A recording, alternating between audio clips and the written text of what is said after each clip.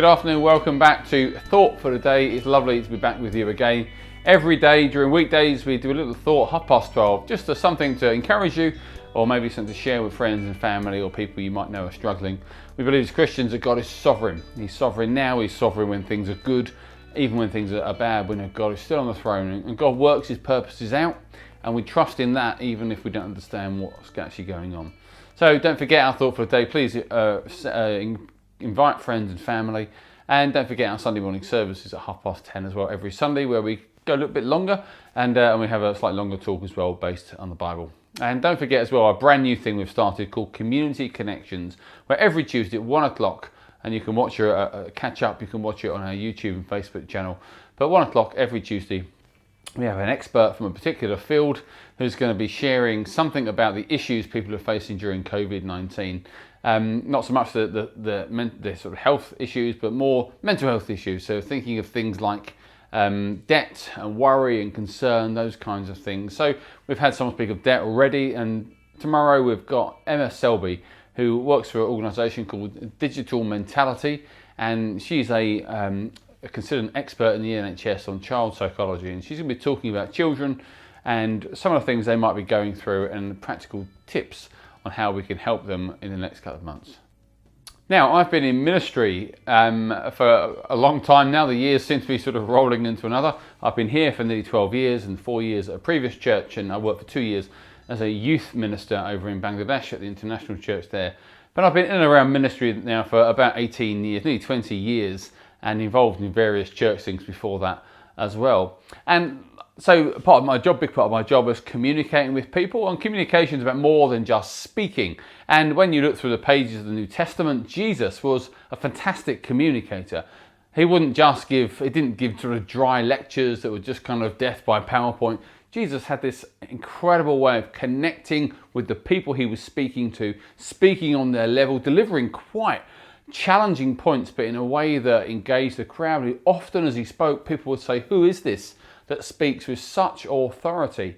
Jesus picked his locations that would match his stories that he would tell, the teaching that he would tell.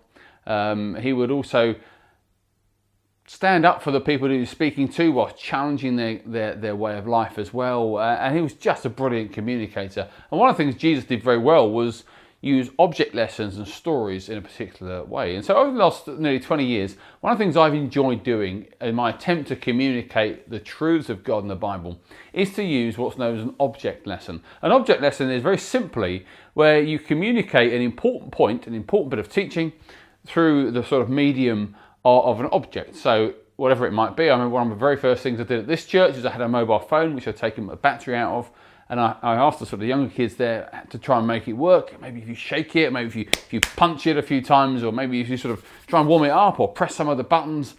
And of course, they didn't have the battery pack. And the point was very simply that without the power of God in our lives, we're kind of empty, and we need God in our lives to sort of switch us on and give us full life. And without God, we're kind of empty and not working properly. So the object lesson can do quite a lot of wonderful things like that. And people often remember the object lesson that you've done and the point you've made, rather than if you just spoke at them. So I thought this week, just to sort of change things up a bit, I would just sort of do 5 object lessons, 5 things that have been important to me over the last nearly 20 years. I can't do all of them because some of the things I've done over the years have involved blowing stuff up or hiding people in wheelie bins, or gross things, things that smell and things that are kind of horrible. So I can't do everything that I would have done because of where we are, and it's my house, and I'm not making a mess in my house. I don't mind making a mess at church. So I just thought I picked out 5 things this week that I thought I'd just sort of share with you, and then maybe you could use them for someone or just hear the message behind them. So this first object lesson is all about, involving in a bit of paper, all about how do we get to heaven. Most people, if they accept there's an afterlife, would accept there's a bad place that bad people must go and a good place where good people must go. Very simplistic way of putting it. Most people would probably acknowledge that's kind of maybe how it works. And so the question is, how do you get to heaven? If there's a God and there's a heaven, which I believe with my entire whole heart there is, how do you get to where God is? Well, let's start with this little bit of paper, and I'll hold it up so you can see it. I might have to bring it down a couple of times so I can fold accurately. And I remember doing this in our church here in Sawbridgeworth. a number of years ago. I thought it was wonderful. I'm sure people clapped, but then again, in my memory, they always clap. So we're talking about how do we get to heaven? What's really interesting about heaven in the Bible is it's described in various ways. In John chapter 14, however, and it's often a passage that's read at funerals particularly because it gives quite a lot of hope. Jesus describes heaven like a mansion. In my Father's house there are many rooms, a mansion. And I always think it's a really lovely thing. So it's kind of like a house. This looks a little bit like a house, doesn't it? So heaven is home. It's going to be where God is. And God has this wonderful house, this mansion that he's prepared. And Jesus says there's a room. He's gone back to heaven after Acts chapter 1. Goes back to heaven to prepare a place for us, his people, all those who put their trust in Jesus Christ as their Lord and Saviour. Within that mansion, there is obviously a little room with your name on it. And God is preparing a place. Jesus is preparing a place for you. In John 14 says he's going to come back and he's going to take us home. So the question is, how do I get to heaven? This is the object lesson. How do I get to heaven? Well, let's try it various ways. Well, perhaps you could sail there. This kind of looks a little bit like a sail. Imagine it was on a boat like that. Well, can you sail to heaven? You might ask people. Well, of course not. Heaven isn't across the Atlantic or the Pacific or across the Channel.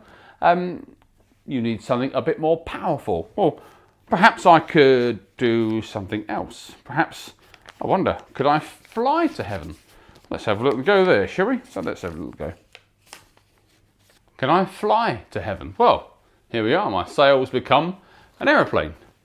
Well, surely, with enough engines and enough fuel, I could fly even to heaven.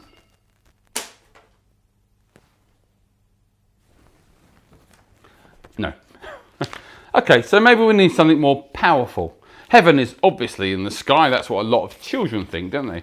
So maybe I need something with a little bit more oomph. Perhaps I could build a rocket. And perhaps I could fly on a rocket all the way to space and find heaven somewhere up there. But is heaven in space? No, it's not. Heaven isn't across the sea. Heaven isn't in some far-flung part of our world. Heaven isn't even beyond Jupiter or somewhere like that. Heaven is somewhere completely different. Jesus talks of where his Father is.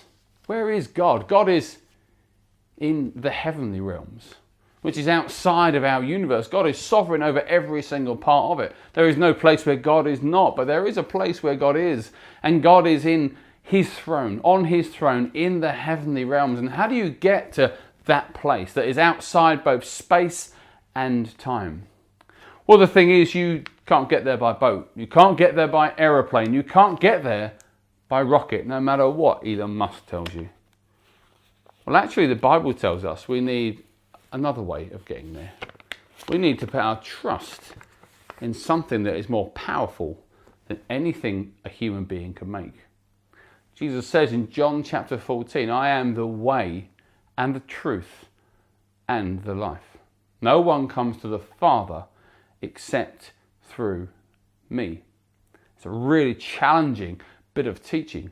We think if we work really, really hard, if we're really, really good and really, really sincere, we'll be able to get ourselves good enough for a holy God. But Romans 3:23 says, all have sinned and fall short of the glory of God, yet are justified freely by Jesus Christ.